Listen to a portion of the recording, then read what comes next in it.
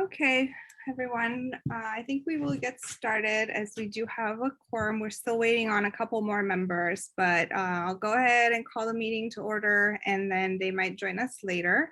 Welcome to the board meeting for the Lents Neighborhood Association for September 2021.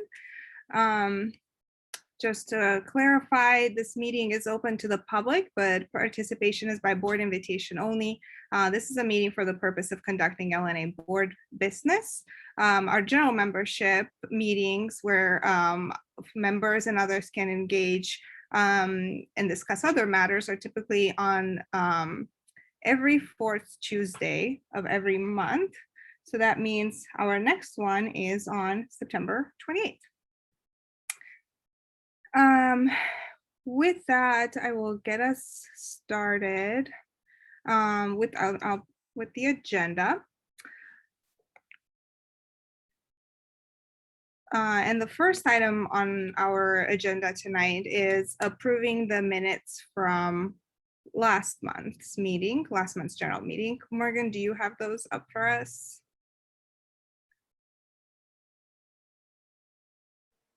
They're in the archive at the website. If you just go to the archive, they're there. What's that? They're in the archive on the website. I have it pulled up here. Oh, okay. Sorry, I have a ton of tabs open, so. That's okay. Are you, if you'll do it, then I'll leave it to you. If not, I can go look for them. Got it. Thank you.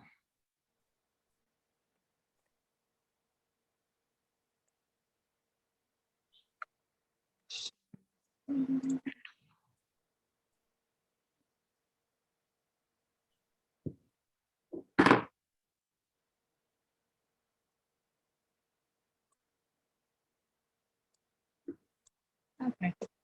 Okay.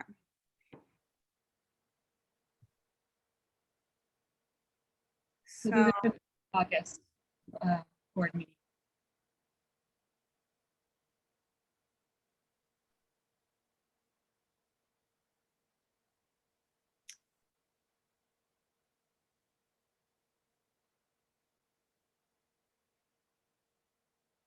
Sorry, I don't have a lot of commentary. They're pretty self-explanatory.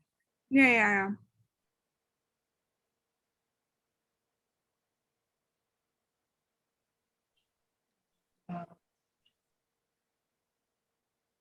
Land use.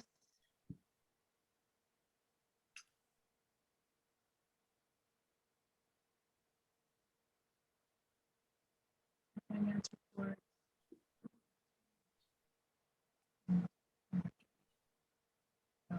Again, these are all accessible on the website in the board meeting minutes archive. And they've been up for over a week. Awesome, thank you.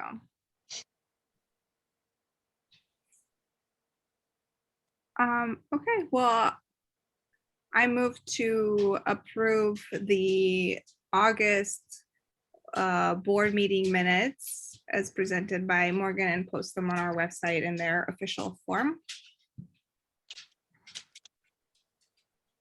I second. This is Nicole. Seconded by Nicole.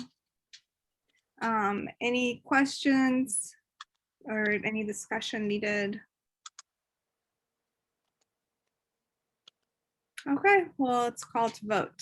If you're in favor, write yes in the chat. If you're against, you can write no, or you can abstain.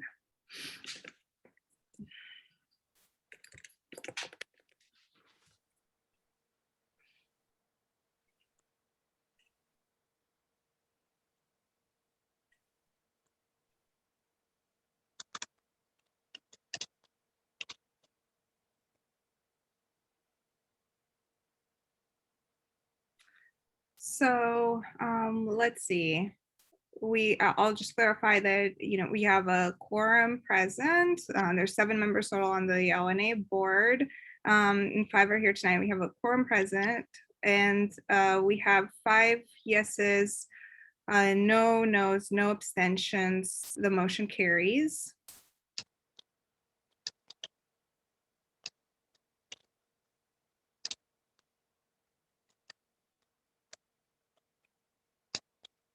And with that, thank you, Morgan. And now the minutes can be posted officially. The next item on the agenda is a request. We've talked about it before, from the Burgerville Workers Union of the Burgerville at Southeast 92nd and Powell's that closed recently, I believe last month, citing issues with trash, houseless camps, and needles. That's what the management cited. And their employees there kind of disagreed, didn't like that the restaurant closed, and they reached out to us as a local Lents organization for support with advocacy, I guess, to ask management to reopen that store.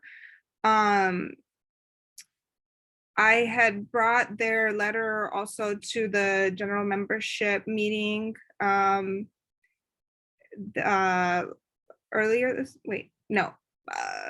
last month in August. But membership wanted to discuss other things, so we never got to it. However, I still wanted to bring it to the board. And I will share my screen with you about what the letter says. And I guess as we look at it,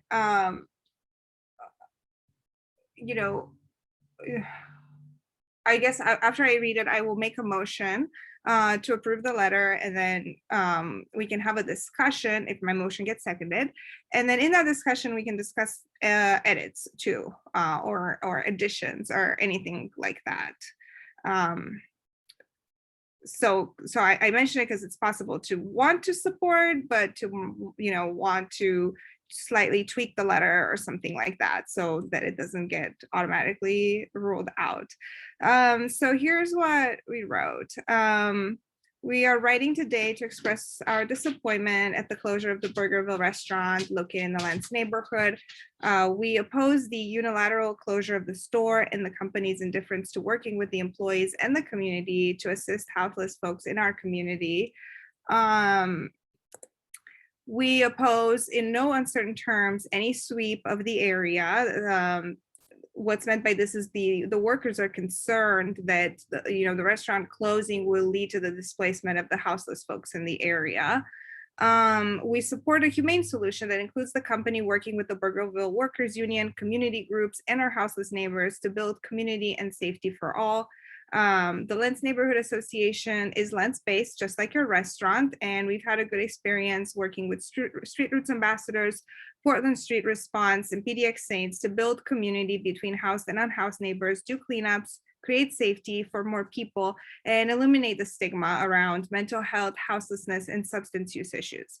We highly encourage Burgerville management to reach out to community groups and the community at large to find ways to help address their issues and to continue serving our neighborhood with their restaurant. In an area that's been labeled a food desert and where the majority of Portland's low-income families and BIPOC folks live, your restaurant provides an important service to the community, and we encourage you to give us and the city of Portland an opportunity to help you reopen and stay open for business. Please reach out if we can be of assistance.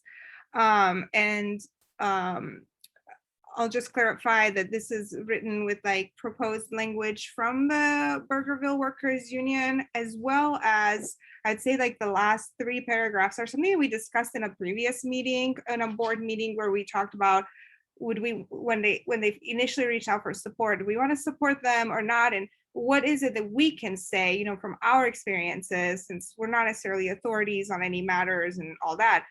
And this is kind of what we decided on as a group, is that we can speak from our experience working with these groups, and creating partnerships between housed and unhoused neighbors and how that went. And we could encourage the restaurant not to close, because I think from what we're hearing from the community is regardless of whether we agree with the reason for closing or not, everyone seems to think that losing another business in Lents, and especially a food business, has negative impacts on our community.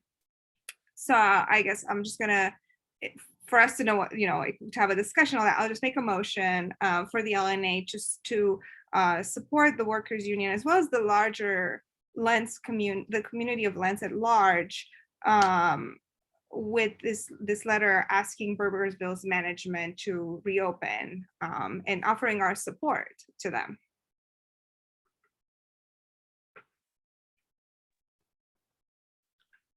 So we don't necessarily, right now we would be voting to just send a letter, but the letter content can be decided or changed. Yeah. Yeah, I second the motion. Okay. To send a letter Okay. or to So write a now letter. let's have the discussion. Thank you. So Nicole seconds, and then we can have a discussion about the language. Or if anyone has questions about any of this or suggestions. I think it might be good to move the part up about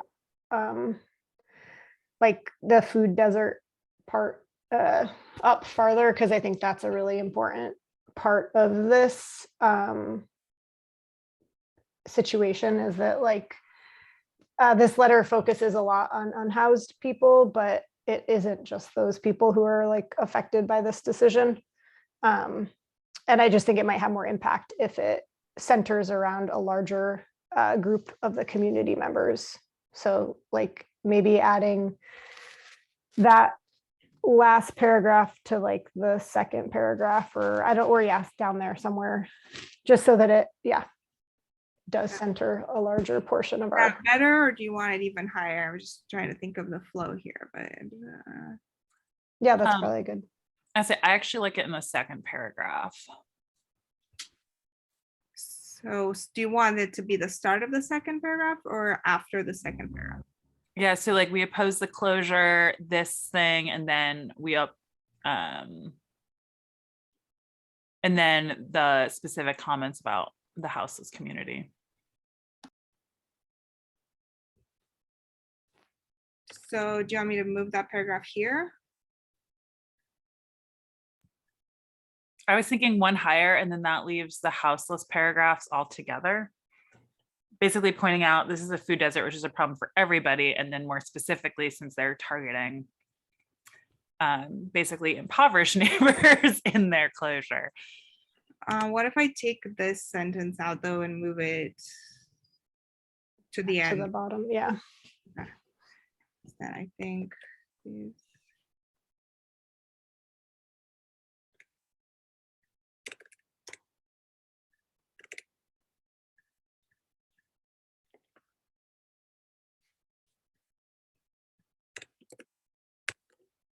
Everyone see okay? Mhm. Okay, perfect. So, yeah, and so now it goes from we're disappointed and we're saying why and how this impacts the community at large as well as houseless folks. We say that we oppose, sweeping that area. And what we support is a humane solution that includes working with the community groups and all of our neighbors to build community and safety. And we recommend the groups that we've worked with and have been successful with, and encourage them to reach out and to give us and the city of Portland. And what I mean by that with the city of Portland is like, they've identified some issues such as trash or that they weren't able to keep up with, or too many needles and all that. Well, is that something that the city can help with? Maybe cover some of the costs if they were to have extra dumpsters, or is that something that Multnomah County Health can help with, like providing more needle exchange or needle boxes or something like that, Actually, Sabina, I did find out recently that the Glitter program got funding from the city of Portland specifically to target the bike path because it is a way to walk to school. So I know that camp is on their new cleanup route. Okay, great. So that's good news for the community and for Burgerville. Yep. Did you want to add that? or I think we should leave it to 1 page. So I would, yeah, this is about half page or so, and like, we Yeah. try to just speak from like our experience, but also like just offering support to the workers and then to our community, really, because they're not permanently closed, right? So they're saying that they're temporarily closed. So our, if our community doesn't like they're closed, what can we do to help turn the situation around?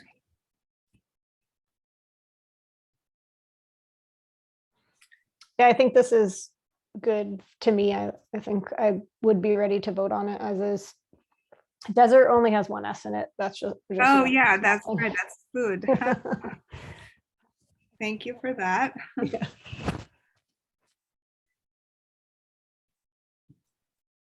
Anything else?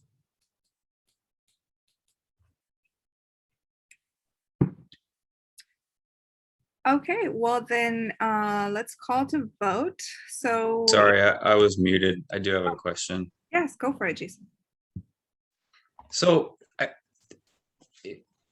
the main purpose of this is to help it says working with the employees and the community to assist houseless folks in our community. So this is mainly an issue like specifically around houseless folks. Well, we didn't identify it as such. That's how Burgerville's management identified it when they published a statement as to why they are closing. Those are some of the things that they cited, like it was trash and needles, and they said that there were unsafe conditions caused by the nearby campers, and then they want to work towards they recognize it's like a humanitarian crisis and they want to work towards a solution. The workers disagree, and they say that they were not consulted at all prior to this closure, and then in conversations that they've had and I've participated into with like houseless community members, they say that they're affected by this closure too, and that they don't like that they're being blamed for it, because they went there to get food too and all that, and liked having that restaurant there, and they feel it's unfair to be blamed for the closure. And in addition, the union not all Burgerville locations are unionized, but this one is. And so the union feels as if this is a targeted attack on a Burgerville that has been unionized and was basically like they came up with an excuse to close it to like destabilize the union and kind of like give them less power. So that I know has also been talked about a bit. Yeah. By the union. Yeah. Yes, the sentence that is, I guess, confusing me is that last sentence of the second paragraph, because it says we oppose the unilateral closure of the store and the company's indifference to working with the employees and the community to assist houseless folks in our community. So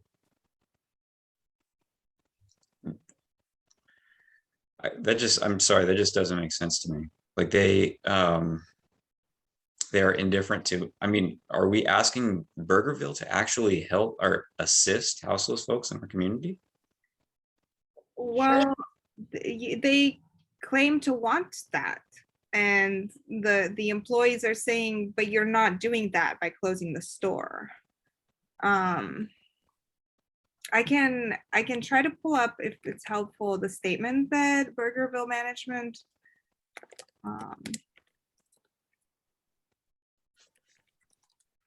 I mean, many restaurants donate food to various causes, including feeding homeless people. So I don't think it would be unreasonable to expect them to also contribute to that as a chain and like, very large business in our community who I think has the income to be able to do that.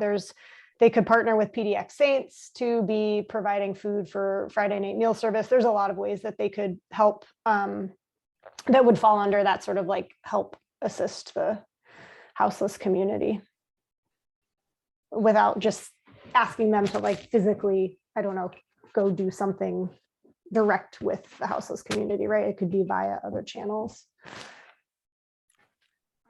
Here, I will pull up their statement.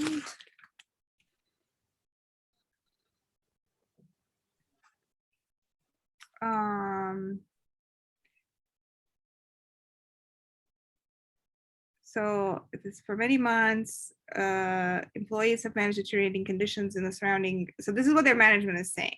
Despite hiring private security and multiple calls to the police, problems involving crime, vandalism, and intimidation have grown. We acknowledge that economic conditions have driven some people into desperate situations, and the solutions are not easy. Nevertheless, we had to put the safety and security of our employees first. The humanitarian crisis we are facing is the collision of poverty, mental health issues, and severe addiction that have been driven by decades of public policy decisions and impacts. While we cannot solve those challenges overnight, Burgerville is committed to addressing these issues. One way is through our support of the Here Together ballot measure that was enacted to address our region's homelessness crisis and our membership with business organizations like Business for a Better Portland, sorry. In the near term, we are developing plans for reopening the store in a way that is safe and considers the best interest of our guests, employees, and everyone in our surrounding community. But the employees are saying they were never consulted, that they, according to their union, that they didn't have issues, that they didn't ask for this, they didn't want this, they were just kind of put on the spot when they sent home and said we're closing. So they would have liked to be involved. And then, in their subsequent conversations since then, they've been asking these questions too, like, why didn't you ask us? Why didn't you ask the community if you're saying that this is, in the best interest of the community? It's just like some things that don't make sense. So I'll go. Thank you for Yeah. bringing that up. Can you see the letter now on the screen? Yeah. Okay. I wasn't sure which part of my screen's getting shared. Yeah. So that's language provided by them, that sentence. That's how they felt, like that they were not consulted. Okay.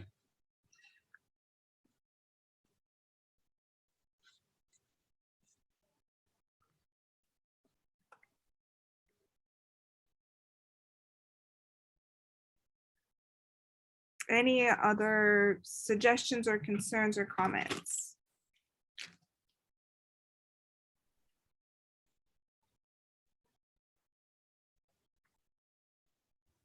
Well, if no, then we can call to vote. So if you are in favor of this letter being sent to Burgerville's management from us, type yes in the chat. If you're against it, type no. And if you abstain, type abstain.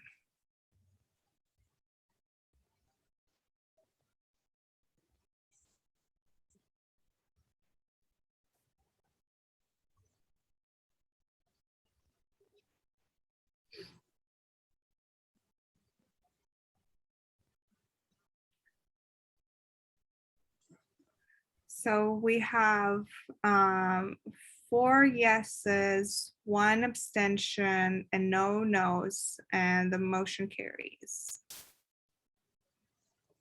Thank you, everyone.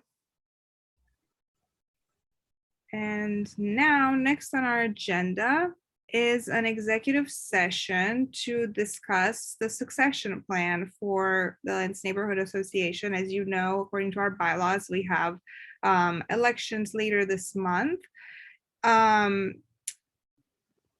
During the executive session, it is a closed session, which means it's not open to the public. It's limited to the members of the governing body and others reporting to the body on the subject of the executive session at the board's discretion. Any information revealed in an executive session is considered privileged and may not be reported. So we have 30 minutes allocated for this, and then for our discussion, and then we will come back into an open session for the deliberation and the vote. Since we have additional community members in the meeting right now, I think the way it's going to work, and Morgan, please correct me if you're wrong, since you're doing the technical stuff, I believe we will put those folks in a break room and then we will invite them back. And like I said, they can expect for that to take about 30 minutes, might be less, and hopefully not more. I think 30 minutes will be enough for us. Yep. Okay, let's do it.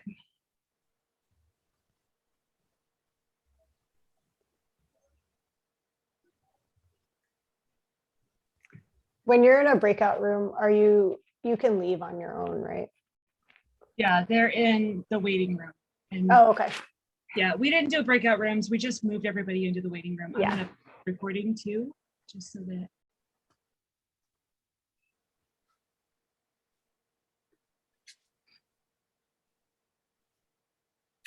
Okay, we are now coming out of our executive session where we discussed a plan for succession of the LNA.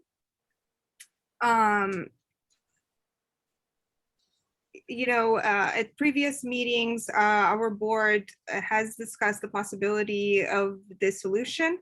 And our recommendation as a board is for dissolution for this organization until the city can commit to offer protections to volunteers and to their staff through adequate changes to city code and ONI standards. There are many reasons for this, and we plan to share those in the coming days. However, the LNA is a participatory organization, and we recognize, based on the August general meeting vote, that certain LNA general community members want to continue. On that account, we are listening to the general public, and we will leave it to the membership and the community for how they want to carry this organization forward. While the board members of the current board are in the process of submitting their resignation, we have secured the commitment from the Office of Civic Life and EPCO, our district coalition, that they will fully support an election for a new board. They have committed to work with community members who would like to continue this organization. According to our bylaws, Tuesday, September 28th is when our election should take place. We defer all inquiries about the future of the LNA and elections to EPCO. We recommend checking their website for updates, eastportland.org/Lents. In the days to come, we plan to share what we think is important for community members to know about the Lents Neighborhood Association, as well as our recommendations for changes to the ONI standards to make volunteer involvement safer for more people and more equitable. This is kind of the proposed plan going forward that I would like to put forward as a motion. I would like to second the motion. Jean seconded the motion. Thank you, Jean. Any discussion, any questions?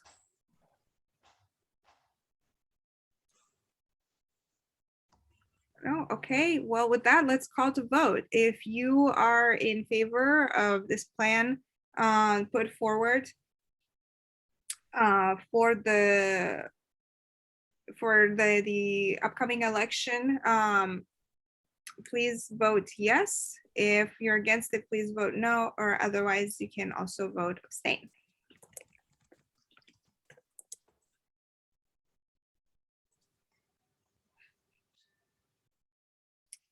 So I'm counting 5 yeses, no nos, and no abstentions. So the motion carries, a unanimous vote from those present to well, we have our own recommendation to make, ultimately listening to the voice of those present at the last meeting. And then we've created this path forward for how our members and the community, it's up to them to do with this organization or what they wish. And we've secured support from the city in carrying this work forward.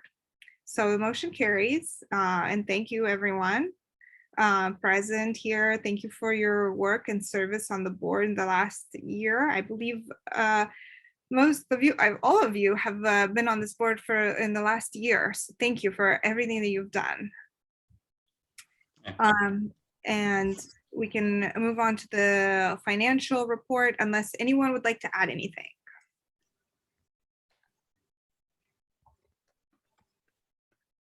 Any comments or thoughts or? Just thank you, Sabina, for all you've done also. Yeah, Yeah. absolutely. I think you've shown a lot of leadership and poise throughout some challenging meetings and interactions. So thank you. Yeah, I'd like to thank all the board members for everything that they've done and just for being part of this experience, and appreciate what you do for this neighborhood. On that note, before we go, we did finish the financial report for our term. I'm going to go ahead and share my screen right now, and we can flip through it really quickly. Give me 1 second. There we go. Let's see if I can make this a little bit bigger. So essentially, this is in the same format as the one we did for last year for a little bit of consistency across the organization. This financial report covers September 2020 to the statement closure of August 2021, which is this, I guess, fiscal year in terms of the board elections term. The report contents includes the summary of the financial report, administrative expense details, as well as project recap and a recap of the income, so grants received. Financial summary is essentially that between September and August of 2021, the LNA funded one project, paid for the lightings of the Lents monuments, sustained the new LNA website, as well as registered the organization. We hosted 2 cleanups that incurred basically no expense for our organization. We also made out checks for the fall 2020 mayoral debate, which were cashed. While they were written by the previous board, they were cashed in our programming, as well as the October 2020 dumpster fee that was planned previously, but hit the financial statements in our programming. So those are included. And the LNA actually received funding from the city of Portland this year in the form of a grant, as well as interest earnings and some donations from the previous board's dumpster cleanup event. So overall, between September 2020 and August 21, the income was $610.83, and the expenses totaled $2,189.44. This is just a pie chart breakdown. Most of the money was actually, while it came out of the account during our term, was for the October cleanup. We also paid a very large sum overall to PGE. In terms of income, $415 came from the March 2021 Community Activities Fund grant, as well as donations from the October 20 dumpster cleanup event. This will all be posted to the website, but this is a summary of the transactions by month with a description of essentially what was included in that month. This is just a slide showing the numbers that I read previously. From the administrative expense point of view, we paid for web hosting. So our website, we paid for a Zoom account to host virtual meetings. We registered with the Oregon Secretary of State and the DOJ, as well as the 99N. And there was a check copy fee when we did an investigation into finances following the grievance investigation earlier this year. So that was one fee to look up a check. And then again, incoming was the March 2021 CAF grant. We did actually apply for the full $500 value, but we did not have receipts in time. So we were only able to get $415 of that, but that was still income for some of those administrative costs. Project recap event.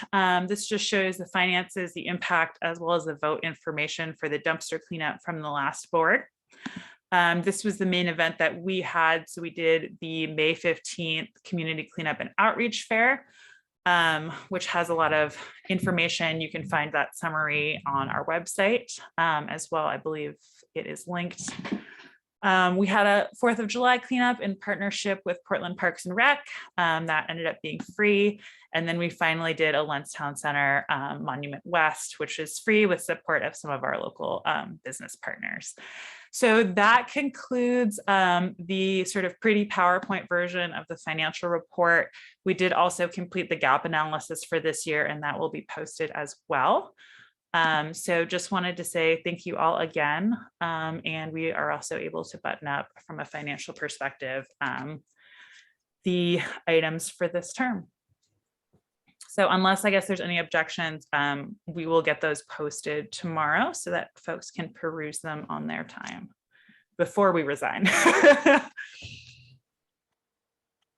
Yeah, thank you for all your work on this. All your work in keeping our financial documents in order, all your efforts on transparency.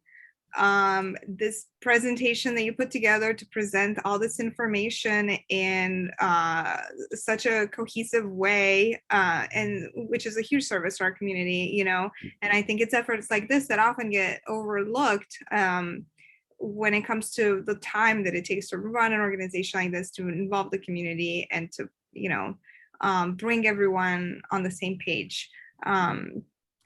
Super proud of all this work that you all have done with our records and with all our documents and the website and organizing, yeah, every single thing. So thank you so much for the hundreds of hours that you put into this in the last year. That seems surreal.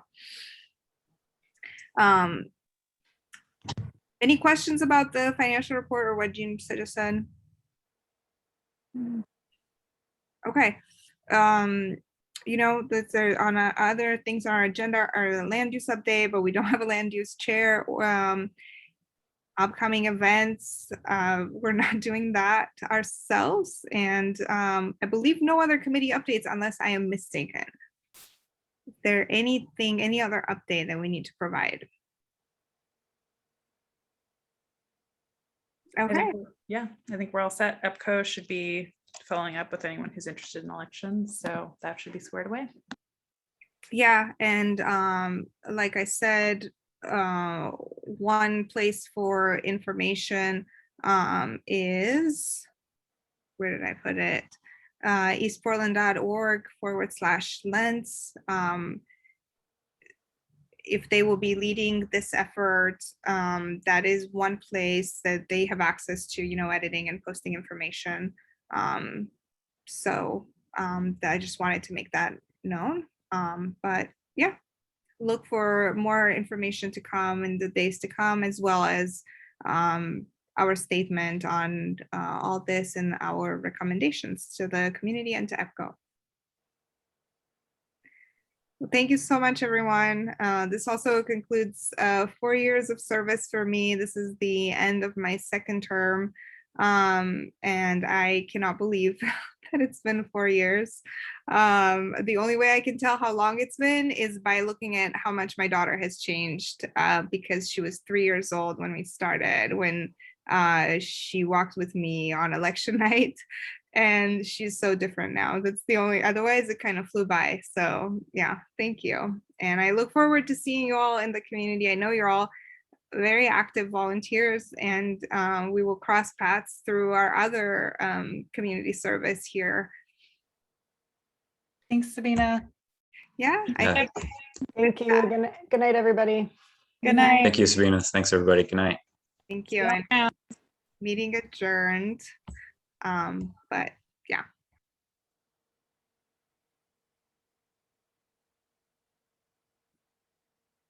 Morgan, it's just us. What? Wait, end the recording. Did it?